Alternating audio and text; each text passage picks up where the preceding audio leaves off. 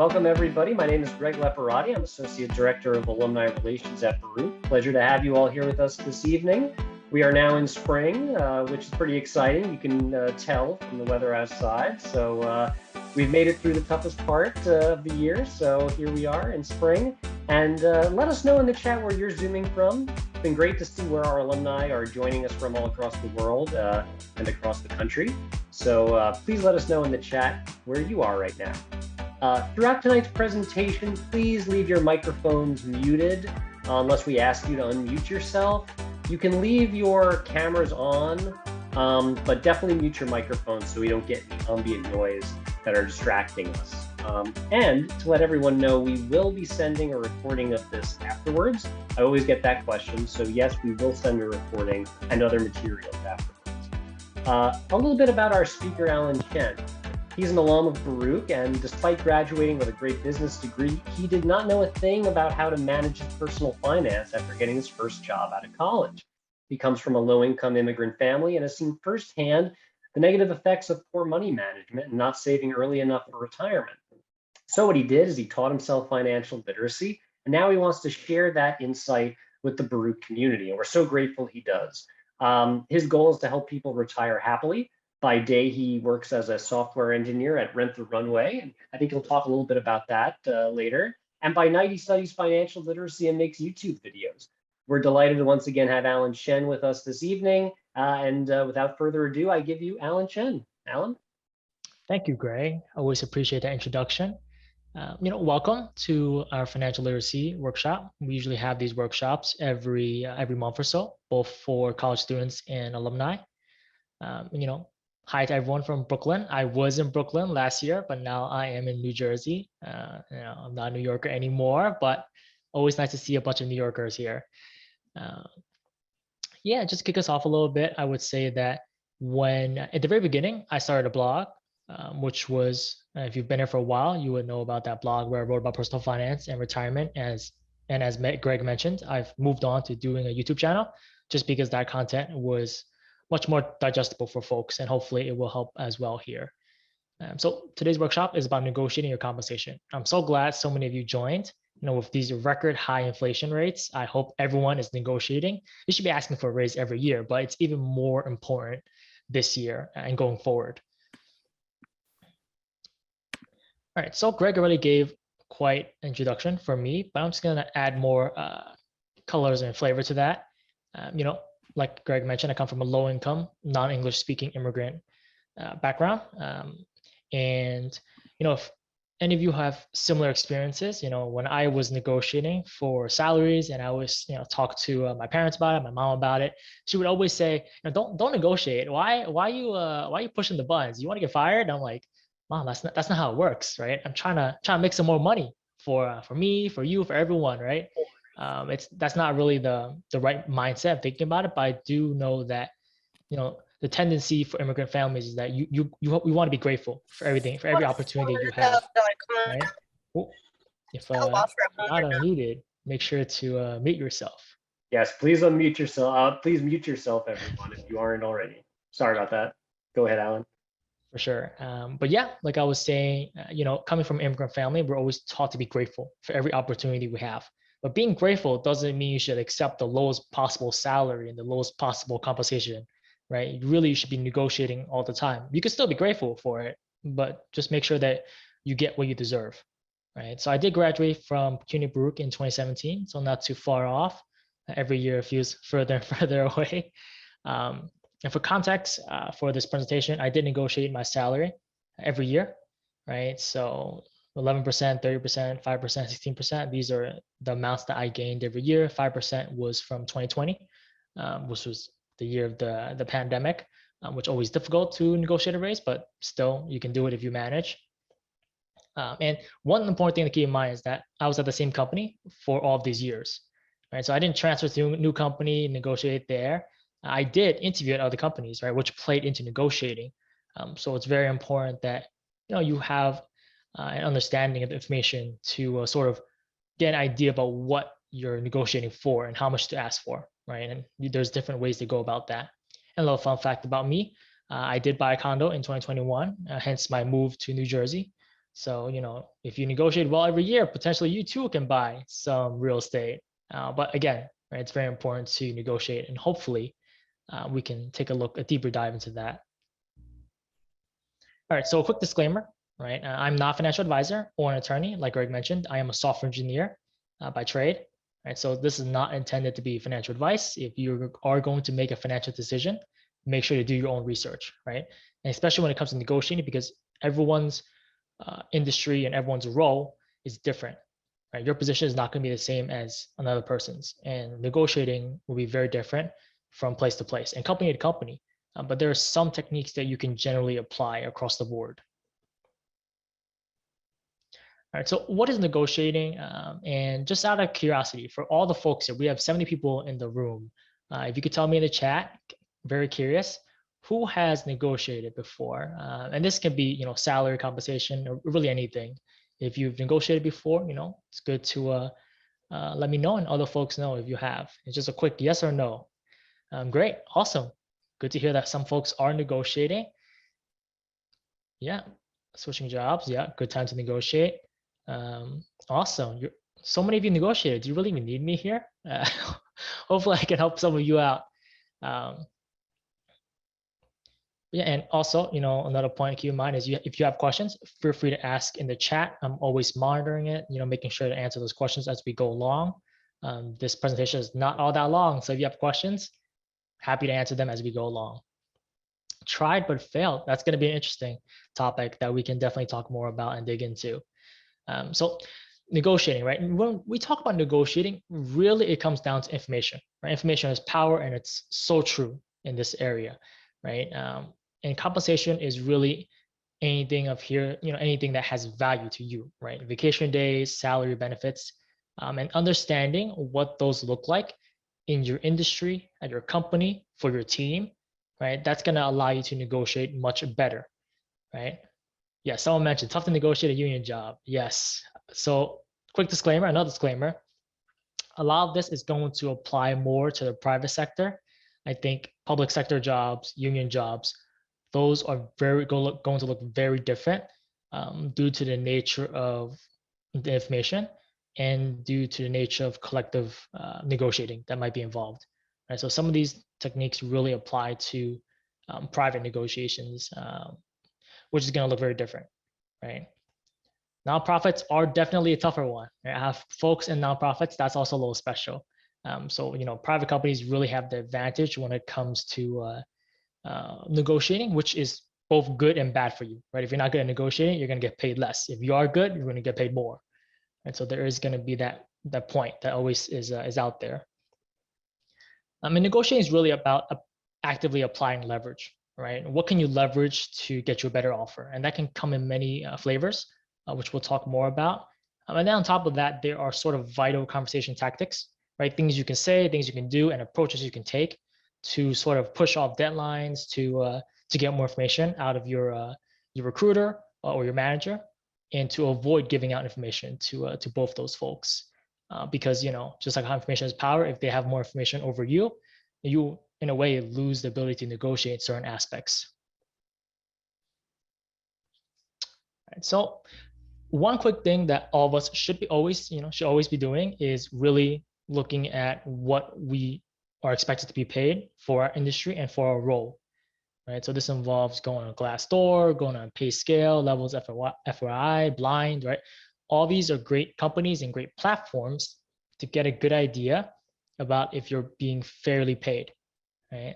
The tricky part is if you are at a very small company, that's where it's hard to find more information. But if you're at a large company and your field is very large, then you have more data points, right? So you really want to get a good idea about where you are, so location, what industry that company is, and your role, right? All of those are going to play into how much you should expect to be paid, right? Average is a nice number, but when we're negotiating, we're going for above average, right? Average is what people get paid when they don't negotiate. If you get paid below average, you're not in a good spot. You should start negotiating right away.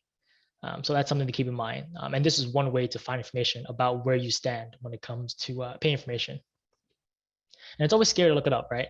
What if you find out you're being, grossly underpaid?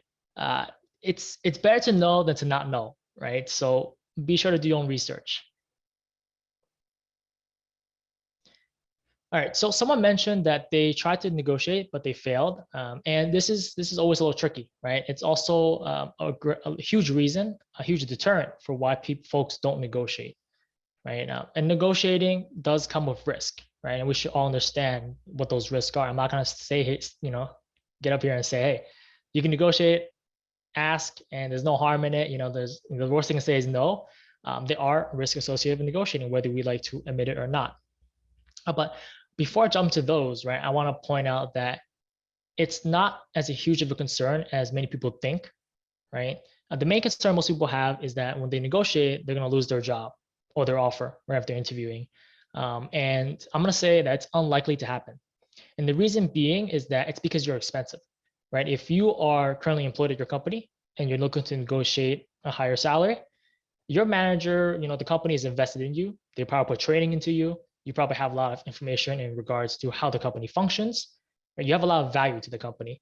They're not going to let you go for the fact that you asked for more money. Right? That's unlikely to happen. If you're interviewing and you got the offer, remember, they gave you the offer for a reason. It's not because you're the worst candidate. It's because you're the best candidate. They don't want to lose you and restart that process because it's very expensive to interview people. Right? You have to take time out of people's days. You have to possibly fly them out, pay for hotel, all these other costs that are associated with interviewing. No one wants to do it. Right? You want to get it over with and you want to move on, including the company. So it's important to recognize that you're expensive. The company has already invested in you. But again, there's always that chance that they'll say no, and potentially you will lose your job offer, right? And that's a red flag, right? Touch on the topic of counteroffer. Yes, I can touch on that topic. If I don't touch on it by the end of this, be sure to remind me.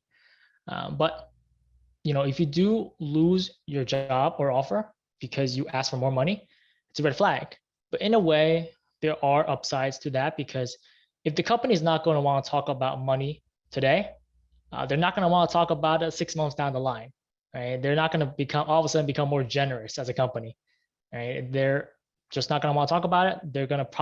They're probably paying you less than you're worth, right? So overall, it's important to keep in mind that it can be a blessing in disguise. If you have an offer, you ask for more money, and they just outright refuse, they're probably not going to pay you more in the future anyway. So that's something to keep in mind. But when it really comes down to it, you must be prepared to walk away, right? No matter how you approach it, if you are asking for more money, any negotiation is only worth anything is if you're willing to walk away. Or if you're not willing to walk away, it's very difficult to negotiate because then you have no leverage, you have no power over the company, whether it's an offer or your current existing company. I mean, most recruiters and managers are prepared to negotiate. There's not going to be a manager or recruiter that's not prepared to negotiate. That's a poorly managed company and a poorly managed recruiting arm, right? There's always money going to be lying around. They have a budget, and they're not going to give you the top of the budget at the very point of the offer or the very point of the raise, right? You need to give them a reason to fight for you, and we're going to talk about some of those reasons in a little bit. But before we dive into that, HR is tricky, right? You want to think HR is on your side, but HR is generally not on your side, and for a good reason, right? They look out for their company, right? You can think of HR like your frenemy. You have problems, you want to communicate, you can go to HR. But ultimately, they serve the company and they look out for the company's best interest, right? That's not an attack on HR, right? That's what they're hired to do. That's literally their job description. So that's something to keep in mind, right? And HR is probably, these conversations are hard. It's awkward to talk about money. It's awkward to negotiate. You're probably speaking over the phone, nervous, confused, and, trying to get to those words out for negotiating. And that's okay, right? That's normal. But it's also important you should practice. Before I negotiate, I have a script. I practice in the mirror when I shower. I know it's weird, but hey, if you're going to get, those, that money, you gotta really put some effort in when it comes to the way you approach the topic. And when you receive a verbal offer, right? I don't accept it right away.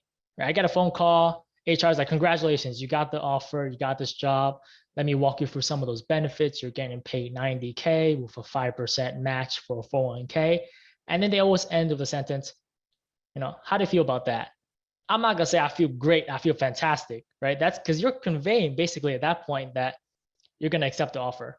And if they're gonna ask you, hey, why didn't you accept it? You say you felt great. You're not gonna say you feel great. You're gonna say, thank you for the information. It was great meeting the team.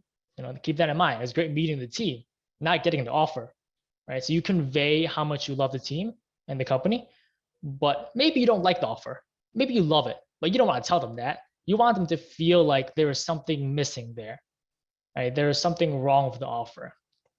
Got to get their wheels turning when it comes to that. And that really opens up a dialogue with HR for how they can fix it, right? How can they get you to join the company? Or if it's with your manager, same idea, right? How can they keep you happy and retain you so you don't leave the company, right? So those are important things to approach, right? Don't show your happiness or don't show all your cards in a sense when it comes to receiving that offer.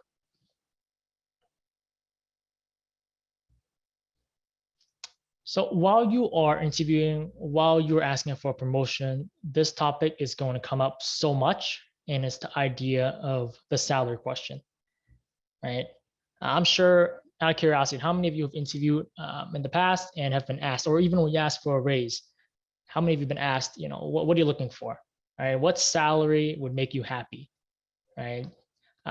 So many of us has been asked that question, and I see a lot of hand raising. Yep, a lot of comments about it, and it's true. They ask that question for a good reason, because they want you to pick a number, and if they give you that number, they want you to be happy with it, right? Oh, someone's never been asked that question. That's interesting. Generally speaking, in my experience, they do ask that question because the whole point of it is that if you pick that number and they give you that number, you have no recourse, right? Basically, you can't just roll back and say, hey, I thought about some more and actually want 10 more K, right? That's gonna look bad on your part, right? Because you committed and they gave you what you wanted. So why are you basically reneging on that? And my go-to is I never answer those salary questions, right? There's only one situation where I answer that question, and that's if I know what number I would be happy with, right? If I was interviewing for a job and I knew 100K would make me happy no matter what. If I found out the salary bands could be much higher, lower, doesn't matter. If I knew what I wanted to be happy with, then I would ask for that amount. And that's the only time I ever give out a number, because at the end of the day, salary and compensation, part of it is maximizing as much as you can, right? Because we're all in it to make as most money as possible. But you have to get a number that you're happy with at the end of the day. A few questions here. But I had one interview in the past where I was asked what my current salary is, which I knew was against New York State law to ask, but I did not continue the interview. Yeah. I will say that there are many states now that actually prevent companies from asking very specific salary questions. That doesn't mean they don't ask it. They still ask it, and it also doesn't mean that they don't find ways around that, right? So many states prevent you from asking what your salary history is like, or what you're paid currently. And another ways that they can ask it is, what are you looking for on your next role? So all these questions are bad to answer. The second you answer it, you basically give them information. So that's a big negative. All right, let me give you an example. If you gave a number that's too high, HR will stop the interview because it's not worth interviewing you anymore. If you give a number that's too low, HR is going to be happy. They're going to lowball you and say, I'll give you that number.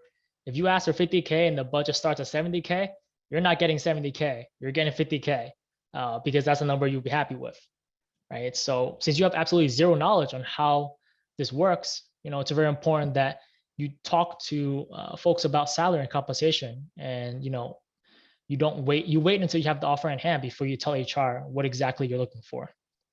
And as other folks have mentioned in the chat, New York City is having a change in their salary law, that all postings should have salary information on it, or like the budget, the band, in May, right? So we'll see in May how that all plays out, how that might change the field and negotiating. Yes, if you're a state worker, it is public information. Yes, If you had professors, you could find all the salaries online. It's all available. And yes, that can be a negative because, since they know how much you're getting paid, harder to negotiate. I personally find it helpful when companies post salary or salary ranges on the job postings. Yes, luckily for us, they will be required to do so in May, at least in New York City. Yep. Let's see what else here. Definitely got lowballed. It's not terrible to get lowballed, right? It's important that you negotiate going forward, right? External and internal ranges. Yeah, some companies do have a difference between external and internal ranges, and chances are, if you're at your current company, you stayed there longer, you're going to be paid less over time, right? Statistically speaking, that's what it is, unless you actively negotiate. But most people find that leaving a job or jumping jobs will give you the highest increase, right? So it really depends on what you're looking for. One time I was told we don't negotiate on principle because we don't believe in rewarding people for simply being better negotiators. That's how you lose talent, that's how you lose talent. So yeah, dodging a bullet there. I would not want to work for that kind of company. What's the best way to phrase your answer to the salary question? What a great question that I was just gonna talk about on my next slide. Normally when I do this in person, I ask folks to talk about it because it's awkward to talk about money, so it's always good to have a live demonstration of that. But I'm not gonna do that here because it makes people feel awkward. But yeah, so the ways that question does come up is they ask you what salary you're looking for, right? And normally my response is I'm not quite sure at this moment.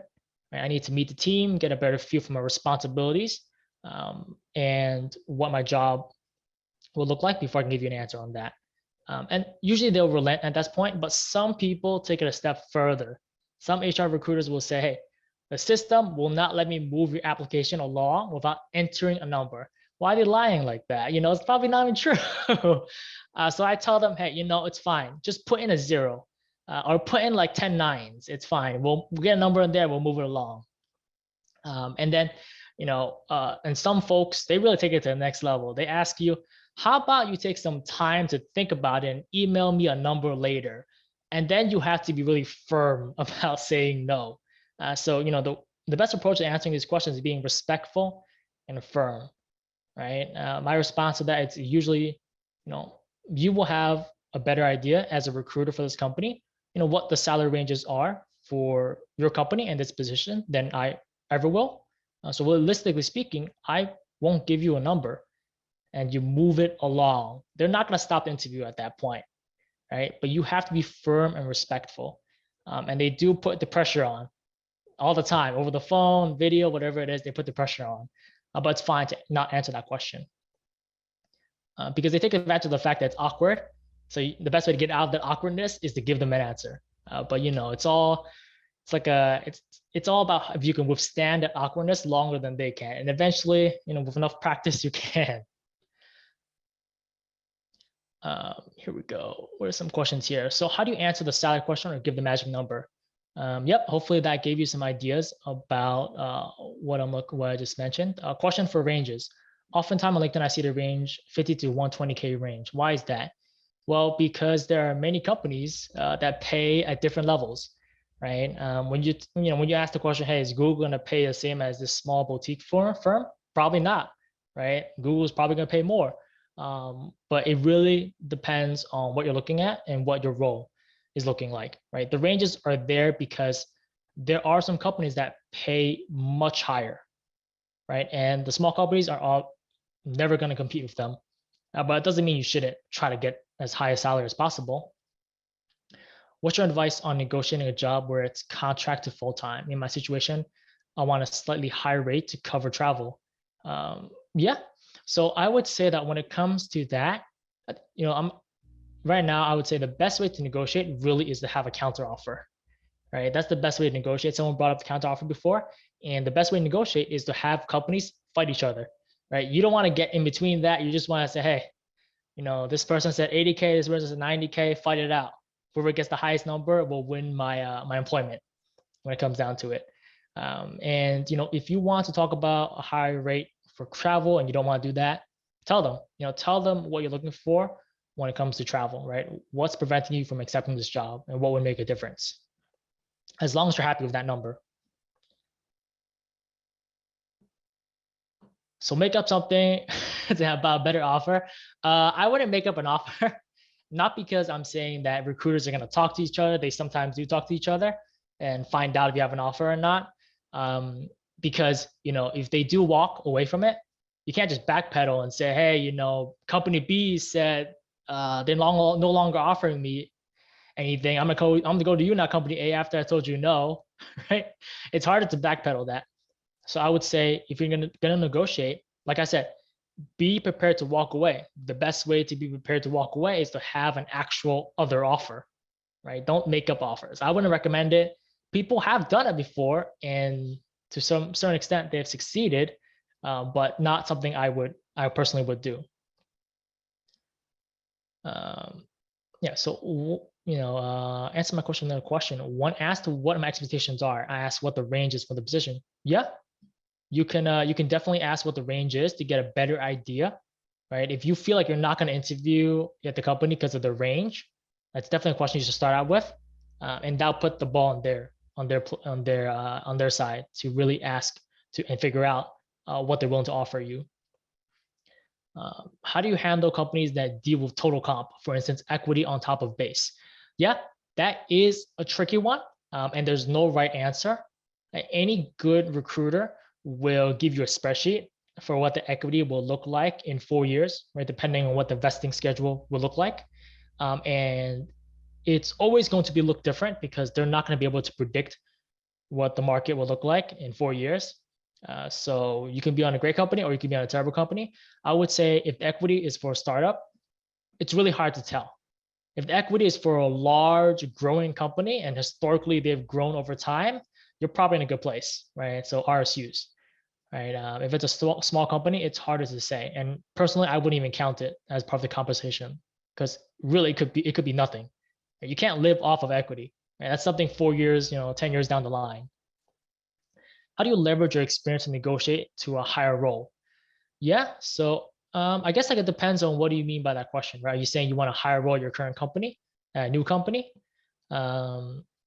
Really, in those cases, usually what's happening is that your current company is basically underutilizing your abilities, right? So if you're supposed to be a director, but you're still a manager, it's possible that you're already doing director duties, right? Director approaches to things and taking that sort of those roles and projects, but they still kept you as manager, right? So that's more about tailoring your experiences and describing them in a higher role, and saying, hey, I've already been doing X, Y, Z, so I should be, a director, and then you can take it from there.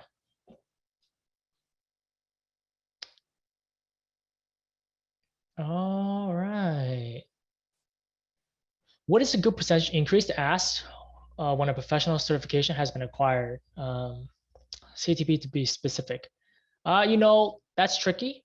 I'm not going to say that I know the answer to that because it does depend very much on the industry. Like you said, you were specific about the certification that that was acquired. And the best way to find out is doing the salary research, right? And one way to do that, you can basically talk to other folks who've acquired that certification, right? And ask them, how much was your increase, right? What did you expect to get from it? And that's gonna be awkward, but it's gonna give you a lot of information in terms of how you should negotiate, right? So it's very important to sort of understand what number is realistic. And the only way to understand that is by talking to other folks or doing research off of those sites that I mentioned. But talking to other folks will always beat those sites because you have on the ground information for the company that you're looking for specifically. All right. So here I have a topic about time, right? Time is interesting because how many of you have received an offer where they said you have 3 days to answer, right? I'm sure a lot of folks have got an offer where, hey, you get it on Friday, you have to give them an answer on Monday, right? And that's not good because that's how they use time to pressure folks, right? And that's what we call or refer to as an exploding offer. right? And a lot of people do fall for exploding offers because they don't want to lose their offer, right? They don't want to go have the offer go to the next person in line, which there will be a person in line. That's why they give out these exploding offers. But I always encourage people never to give in to exploding offers, right? You get back to the next day. That's brutal.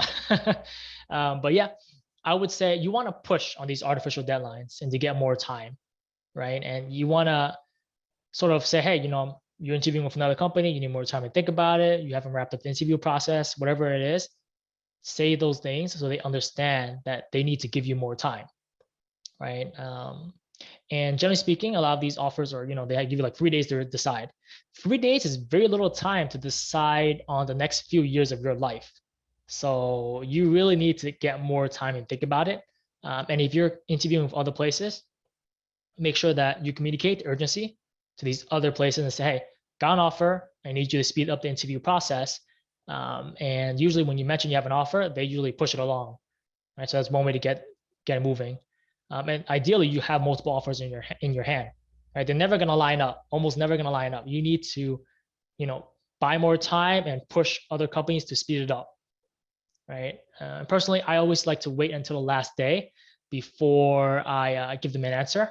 And the whole reason behind that is that just like how they can use time to pressure you, you can use time to pressure recruiters, right? Or your manager. Because at the end of the day, they don't want to lose you and they have a head count to fill, right? If you wait until the last day, you can put more pressure on them because they have a responsibility to answer to their boss. Right? And the last day, you can say something, if I can get XYZ, whatever that number may be, as long as it's a number you're happy with, I'll sign tonight, right? Then they'll get, they'll start moving. They'll get moving along effectively because, they don't have much time left and you have basically put the ball on their side, right? And you've put the pressure on.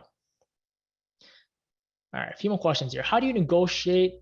Can you during a yearly performance review when the company has very specific performance metrics to judge against? Yes, you can always negotiate, right? And it really depends on how you approach it, right? There's two main approaches to negotiating, right? Either you have a counter offer from another company or you don't. If you have the counter offer, it's always much stronger negotiating case because either you can show them I'm being paid, under the market rate with the other offer, they're going to either give it to you or they're going to let you leave, right? And you should be happy with either case, right? Don't bring up the counter offer if you don't want to actually go to that company. And when it comes to not having a counter offer, really it's all about putting the pressure on in terms of what you've done so far for the company, right? What are these performance metrics that they're judging you against? Are they fair? Right? Did you bring the company XYZ amount of money for that quarter, for that year, so on? The point is that you want to reemphasize the value you bring to the company. And that'll either convince them or they'll brush you off and you will have no choice but to interview anyway and leave, right? To get a competitive and, being paid fairly and equitably, right? So it's very important to keep that in mind. Do you expect come May, the new legal requirement in New York City to list salary ranges in job descriptions will be helpful and reliable? Depends, right? I think that if we list out, so the reason companies keep salaries private, it serves two purposes, right? And one's beneficial to them and one is not so much, right? One reason is that so they can pay folks who don't negotiate as low as possible, right? And the part that doesn't benefit them is that if you are a very good interviewer and you get multiple offers, then effectively you're having companies fight each other over salary bands that they cannot see from each other, right? So all they can do is keep topping each other, right? But if all salary bands are public information, everyone knows what's happening, then you can't just say company A is going to pay me more than company B. All company A has to do, all company B has to do is go on company A's website and say, hey, they're not going to pay you more. I see here that, they're capping it at this salary, right? So it depends on how it all plays out. My understanding is that the requirements for that law aren't specified in detail yet. And depending on what they're required to share, right, it might look a little different, right? If they only require you to share salary, you're leaving a lot of stuff out, like 401k matches, you're leaving health insurance out, you're leaving HSA contributions, you're leaving out equity, you're leaving out vacation days. all of the stuff that does matter in your total compensation might not be included, right? So maybe it'll give you some insight into what comp should look like, but I imagine it won't give you the entire picture. So some things might change, but maybe not a whole lot, depending on how well you're or how many compensation packages are, or how much information from that from total compensations packages are missing from that, right? So it really depends. So we'll find out in May. Is I guess what I'm trying to say. We'll find out more in May. All right. So people have a hard time saying no to recruiters or to managers, and I think that it's because they don't want to put themselves on the spot, right? It's awkward. And the best way to approach this, really, almost a full, fail-proof way to do it is to involve your family, right? Or involving a third party. You basically want to tell recruiter, HR, your manager that you are not the decision maker. It doesn't really matter if you are or you're not, right? The whole point is that you tell them you're not the sole decision maker so that HR can't put pressure on you, right? They can't just be like, hey, what's wrong with the offer? What don't you like about it? You just got to tell them, hey, I have to talk to my significant other about this. I have to talk to my parents about this, right? It's going to change our lives, right? Whether it's a move, whether it's a different company altogether, it's going to change their lives, right? So I need the weekend to talk to them, right? So it's one way that you can buy more time, right? Rarely are you going to get a situation where HR is going to be like, I don't care about your family. Well, what do you want? They're not going to say that. If they do, you're probably not working for a good company. So, that's going to give you some time to sort of like push along, right? Use your family as an excuse, right? It's a great excuse, works every time. Every time that I've used it, it worked. And they're not going to say no. But you also have to make sure that you show that you're excited for the company, you love the company, right? You don't say you love the offer. Again, say that you love the team, you love the product, you love the company, you love what they're doing. The execs are spitting Kool-Aid, but you love it anyway, right? You have to tell them that you really enjoy the company and your interview experience. But maybe the offer is not all it's cracked up to be, right? And that gives HR reason to sort of go to bat for you, right? This person's a great fit, but we're kind of lowballing them here. So what can we do? And that's very important to communicate that information across. All right, leverage. Someone talked about counter offers. Yes, you will need a counter offer if you are able to negotiate in the most meaningful way as possible and as competitively as possible, right? For the 5 years that I've negotiated at my current company, right? I came to the company, with a counter offer one time, and then I got a 30% raise, right? That's a huge raise, and one that you can get from jumping and leaving the company, right? So if you feel that you're grossly underpaid, get another offer, get another perspective on it, and you'll find out if you're being underpaid. And if you still like your current company and you're hesitant about leaving, bring the offer to them. Tell them, hey, put some time on tell your manager you want to talk to them, and it'll be like out of the normal cycle of times. They'll know either you're leaving or there's something wrong. So they'll be prepared to have that conversation with you. As they should be prepared as a manager. And at that point, really you bring up the offer, right? You want to communicate 3 things when it comes to bringing that counter offer to your company, right? Tell them that you still love the company, you love the team, you remind them of their, your unique value to provide to the company, whether it's you made them X amount of money or, you built some other metric, right? But you received a higher offer. You list out the terms of that offer, anything relevant, comp, vacation days, you name it, anything relevant. And you tell them the urgency is high. Like you need to get an answer by the end of day, right? At that point, once you get out of the meeting, if you have a good manager, they're going to go running to your recruiter, to their boss, and get you an answer, right? When I told my manager that I had another offer, by the end of that day, I had my 30% increase in hand. I didn't leave the office before it happened, right? So as long as you are able to convey all those points, if you work at a good company, they'll give you an answer, either end of day or the following day. if you work for a company that doesn't care about you, you probably want to leave already. So you'll know at that point. Do employers usually ask for hard proof, like an email, for example? No, they don't usually ask for proof. And if they do ask for proof, say something along the lines of that, for confidential reasons, right? Contractual reasons, you can't share your offer letter, right? And so many offers say that. Does it actually enforce or mean anything? Will they sue you? Probably not, right? Depending on the nature of that contract. But that's one way you can get around it. But that's not to say that you should fake it, right? Don't fake having an offer.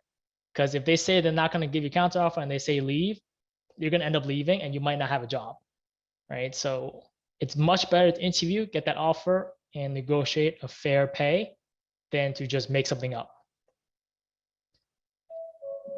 Should that conversation take place with your manager or with HR, with your manager, right? It takes place with your manager, and your manager should escalate to their boss and to HR, right? That's how it should function, generally speaking, for most companies.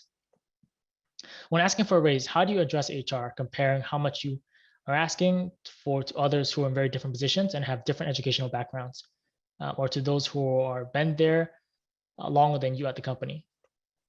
Yeah, so it's always tricky to bring up other people's salary.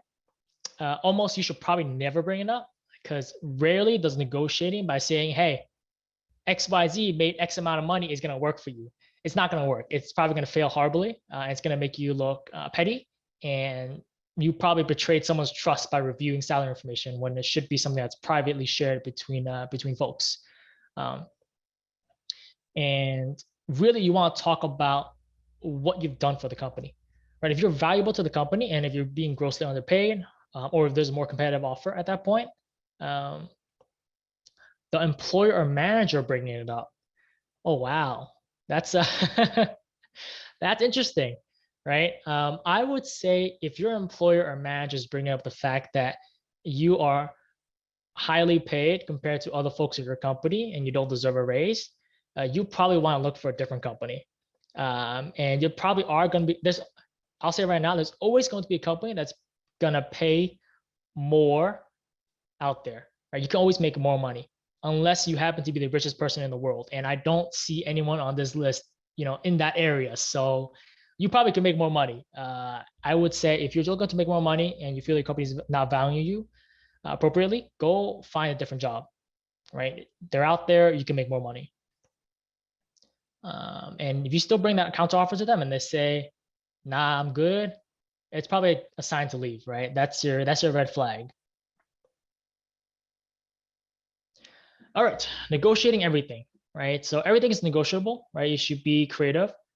Generally speaking, nothing is off the table and you won't know until you ask. Right? So here are just a few ideas about how to, what you can negotiate, and stuff like start date, pay time off, parental leave, right? These are super important and something you should definitely negotiating, especially if you're starting a new job.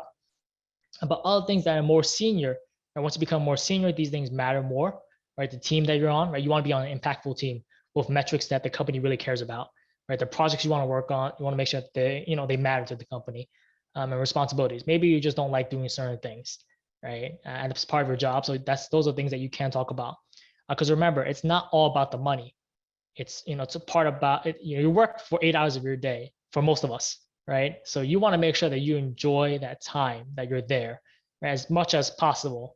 I'm not saying you have to enjoy work, but you should at least not hate it every minute of the day, right? So, these are things to think about. And finally, the most obvious ones are compensation, right? Salary, equity, bonuses, stipends, right? Equity and bonuses are always a little difficult to pinpoint because they do vary from time to time.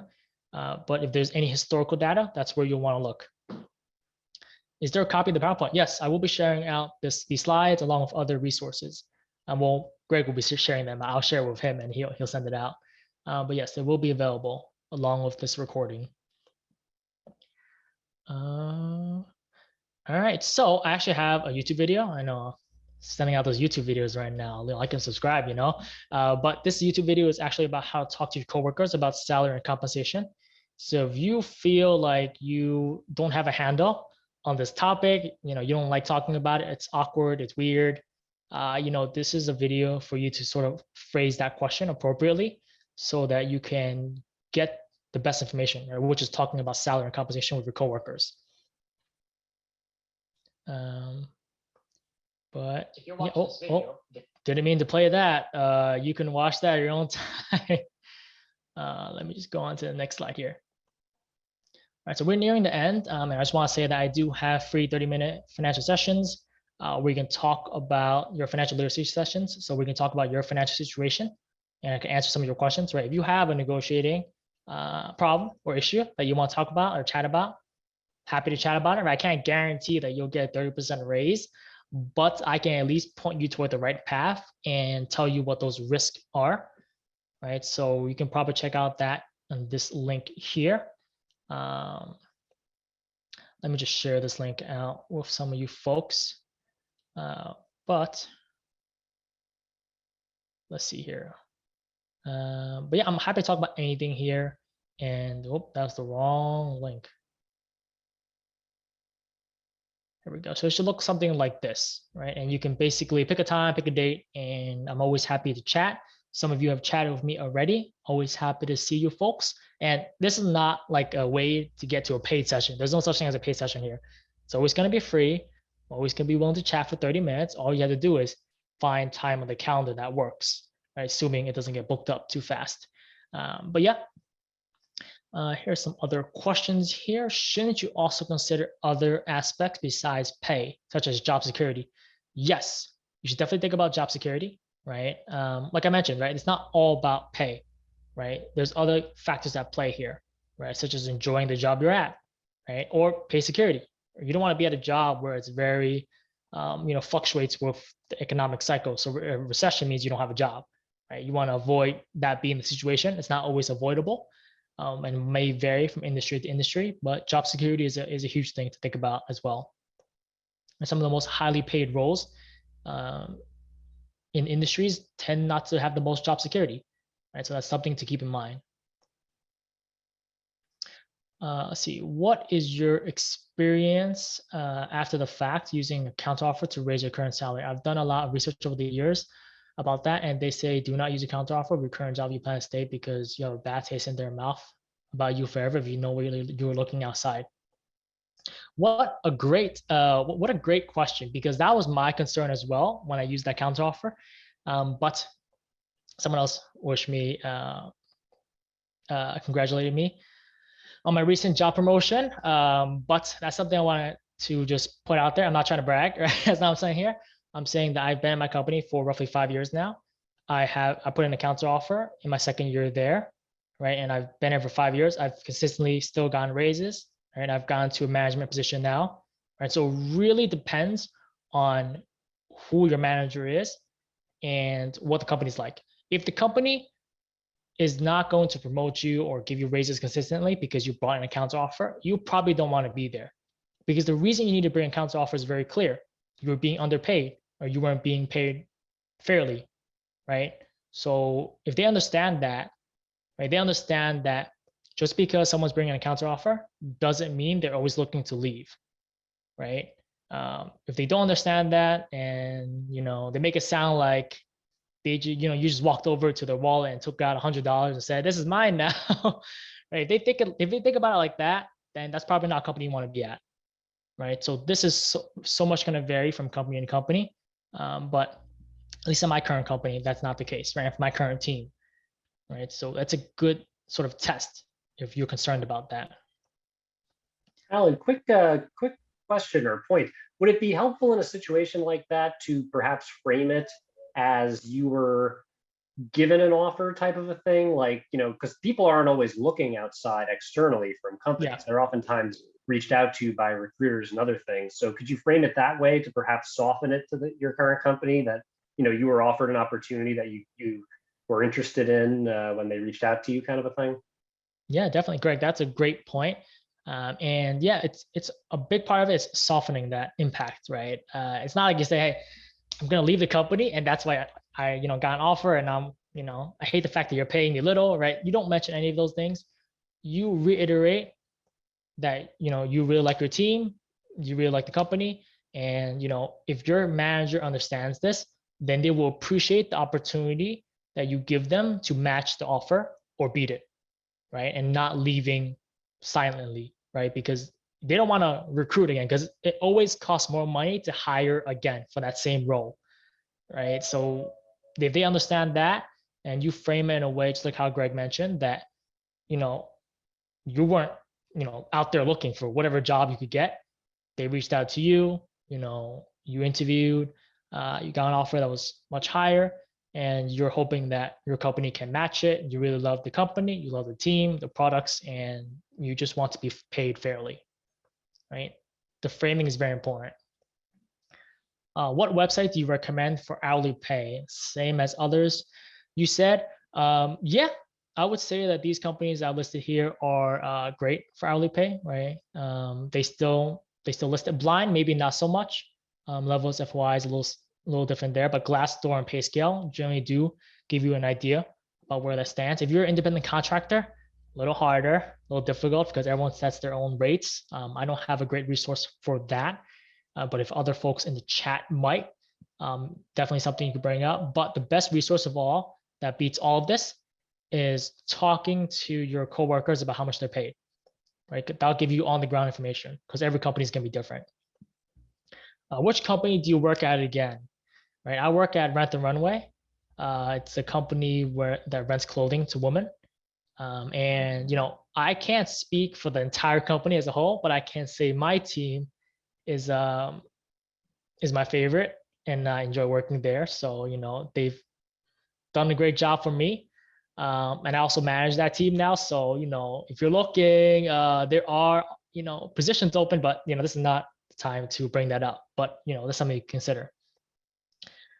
What if you find out your current pay is slightly above the medium/average of others in similar positions in my state? Like I mentioned, there's always going to be, you can always make more money at other places, right? So just because it's slightly above average or the medium in your state doesn't mean it's impossible to get more money. And the best way to find that out is if you go out and interview. Just because you interview doesn't mean you have to take the offer, right? You don't have to take every offer that comes your way.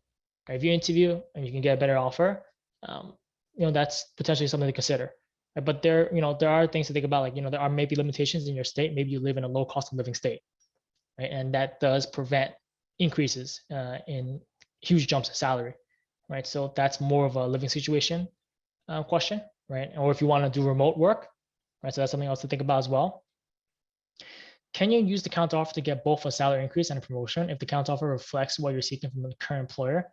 You want to grow your current company, haven't really asked for? Yes, you can. You can definitely combine a promotion with the salary increase. And sometimes if your salary increase is large enough, they might be required to promote you just to get you to fall under their that salary range or band, right? So it does come from time to time. But if you are looking for that and you want to use a counteroffer to get you that, then you should interview for roles that are above you, right? So you can sort of bring that role to get the counteroffer and say, hey, I know I'm operating at this level, but I feel like you're meeting certain criteria for the next level. Health insurance is important. Is it safe to ask the recruiter type of health insurance that the company provides? Yes, you can ask them for benefits, right? You can ask them for more details of benefits. And if your situation is particular to health insurance, be sure to bring that up, right? Because they will have the details on hand, and some of them don't really share with the offer letter, but it doesn't mean you can't ask, right? You can ask them a whole bunch of things, and it's all a matter of like, most of the time people don't bring it up, so it doesn't get sent along. If you're hourly freelance, how much more after 1 year would you ask for? What percentage on average? Oh man, these questions about percentages and averages. Like I said, right? That really depends on your industry. If you really want to know the answer to that, find someone who has 1 more year of experience than you and ask them how much they charge and how much they make, right? And that will give you the best answer. But other ways you can check that out without having to do that is there are a lot of sites like Fiverr, right, or Fiverr that is freelance contract positions where you can just look up online and see, hey, how much are they charging per hour, right, in my area for this type of work? How many years of experience they have, and that should give you an idea about what to charge for.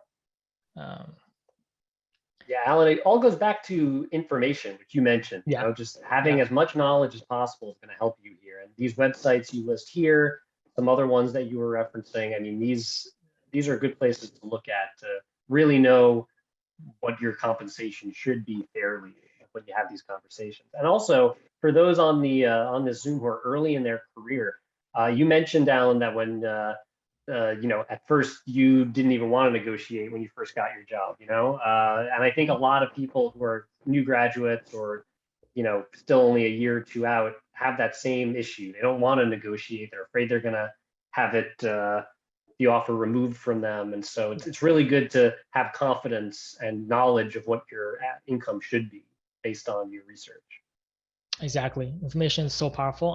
I will disclose that I didn't negotiate on my job offer right out of college. Right? I just said, hey, you give me this amount, I'm so grateful. Let me just take it. Don't want to lose it. But obviously, time has shown again that it's fine to negotiate. But yeah, so if you have more questions, feel free to shoot me an email. My email is right there, alan.2moon@gmail.com.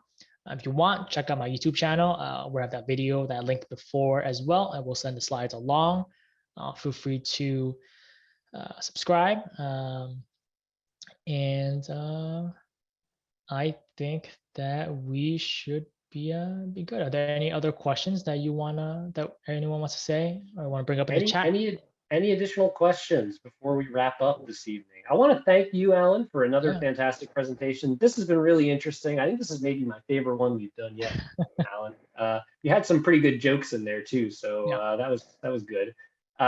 Thank you to everyone who attended as well. I hope you all enjoyed this presentation. We will send the recording out. Let's see, we got a question here. Is there room to negotiate with nonprofits? Yes.